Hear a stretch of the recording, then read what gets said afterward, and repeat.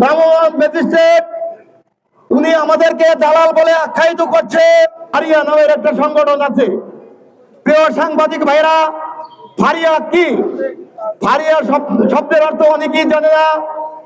ফারিয়ার এই যে ছেলেরা আমরা দাঁড়িয়ে রয়েছি, প্রত্যেকটা ছেলে মাস্টার ডিগ্রি কমপ্লিট করা, এবং এই মাস্টার ডিগ্রি কমপ্লিট করা থেকে শুরু করে একজন বিসিএস ক্যাডার হয়।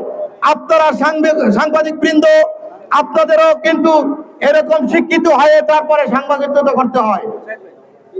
প্রিয় ভাইরা, এখানে আমাদেরকে কিছু মহলের লোকজন এবং আমাদের একজন ভ্রাম্যমাণ ম্যাজিস্ট্রেট উনি আমাদেরকে দালাল বলে আখ্যায়িত করছে। আসলে ওনার বোঝা উচিত আমরা কারা। আমরা স্বাস্থ্য খাতের অন্যতম ভূমিকা রাখি, যেটা ডাক্তারদের আমরা পাশাপাশি তাদের নতুন কোনো প্রোডাক্টের সম্পর্কে তৈরি করি, এবং আমরা একজন শিক্ষিত পার্সন। আপনাদের কাছে আরো একটু কথা বলতে চাই, যেটা তা বললেই নয়। আমতলিতে আমার এখানে সংগঠনে 105 জন সদস্য। আমতলিতে এত বড় সংগঠন, শিক্ষিত সংগঠন আমতলিতে নাই। উকিল সেটা ওই রকম না। আমরা শিক্ষিত পার্সন, আমাদের সংগঠন অনেক শিক্ষিত, আমরা গৌরবের সাথে বলতে পারি। সেই সাথে আমরা আজকের প্রোগ্রাম, আমাদের মানববন্ধন ও স্মারকলিপি, আমি সেই স্মারকলিপি পাঠ করতে চাচ্ছি। মাননীয় প্রধানমন্ত্রী গণপ্রজাতন্ত্রী বাংলাদেশ সরকার, প্রধানমন্ত্রীর কার্যালয় ঢাকা, মাধ্যম উপজেলা নির্বাহী অফিসার আমতলী বরগুনা। মাননীয় মহোদয়, যথাযথ সম্মানপূর্বক এই যে আমরা দেশের ঔষধ কোম্পানির প্রতিনিধিগণ, যেটাকে বলা হয় মেডিকেল রিপ্রেজেন্টেটিভ, স্বাস্থ্য খাতের একটি গুরুত্বপূর্ণ সহায়ক শক্তি হিসাবে কাজ করে আসছি। আধুনিক চিকিৎসা, স্বাস্থ্য চিকিৎসাদের নিকট ঔষধের কার্যকারিতা, ডোজ, ব্যবহার বিধি ও হালনাগাদ তথ্য উপস্থাপনের মাধ্যমে আমরা চিকিৎসা সেবাকে আরো কার্যকর ও সহজলভ্য করে সহায়তা করি। বর্তমানে দেশে প্রায় 4 লক্ষাধিক প্রতিনিধি এই পেশায় নিয়োজিত।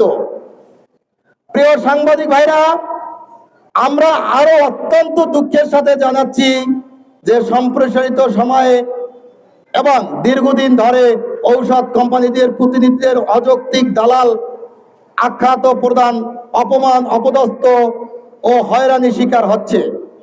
হাসপাতালে পরিচালিত অভিযানে বহু প্রতিনিধিগণকে গ্রেপ্তার করা হয় এবং বিভিন্ন গণমাধ্যমে তাদের দালাল হিসেবে উপস্থাপনা করা হয়, যা আমাদের পেশাগত মর্যাদাকে চরমভাবে ক্ষুণ্ণ করছে। আমরা এর তীব্র নিন্দা ও প্রতিবাদ জানাই। আমরা দৃঢ়ভাবে উল্লেখ করতে চাই যে ঔষধ কোম্পানির প্রতিনিধিগণ কোনোভাবেই দালাল নন, বরং তারা স্বাস্থ্য সেবা একটি অপরিহার্য অংশ। তাদের মাধ্যমে চিকিৎসকগণ নিয়মিত ঔষধ সম্প্রসারিত বৈজ্ঞানিক তথ্য পেয়ে থাকে, যা রোগীদের সঠিক চিকিৎসা নিশ্চিত করতে সহায়ক। এমত অবস্থায় আপনারা সদয় দৃষ্টি আকর্ষণ পূর্বক আমরা নিম্নোক্ত দাবি সমূহ বিবেচনার জন্য আবেদন জানাচ্ছি। আমাদের দাবিগুলো হচ্ছে: 1 নম্বর, ঔষধ কোম্পানির প্রতিনিধিদের দালাল আখ্যা প্রদান বন্ধের প্রয়োজনীয় নির্দেশ প্রদান।